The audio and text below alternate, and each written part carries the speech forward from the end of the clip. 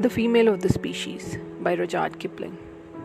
When the Himalayan peasant meets the he-bear in his pride, he shouts to scare the monster, who will often turn aside. But the she-bear, thus accosted, rends the peasant tooth and nail, for the female of the species is more deadlier than the male. When Nag, the basking cobra, hears the careless foot of man, he will sometimes wriggle sideways and avoid it if he can. But his mate makes no such motion where she camps beside the trail, for the female of the species is more deadlier than the male. When the early Jesuit fathers preached to Hurons and Choctaws, they prayed to be delivered from the vengeance of the squaws. 'Twas the women, not the warriors, turned those dark enthusiasts pale, for the female of the species is more deadlier than the male. Man's timid heart is bursting with things he must not say, for the woman God gave him isn't his to give away.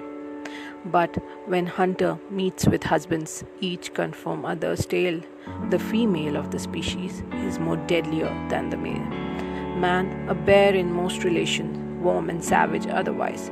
Man propones negotiation. Man accepts compromise. Very rarely will he squarely push the logic of a fact to its ultimate conclusion in unmitigated act. Fear or foolishness impales him ere he lay the wicked low, to concede some form of trial, even to his fiercest foe. Mirth obscene diverts his anger, doubt and pity often perplexes him in dealing with an issue to the scandal of the sex. But the woman God gave him, every fibre of her frame, proves her launched for one sole issue, armed and injured for the same. And to serve that single issue, lest the generations fail, the female of the species must be deadlier than the male. She who faces death by torture, for each life beneath her breast, may not deal in doubt or pity, must not swerve for fact or jest. These be purely male diversions, not in these our honor dwells.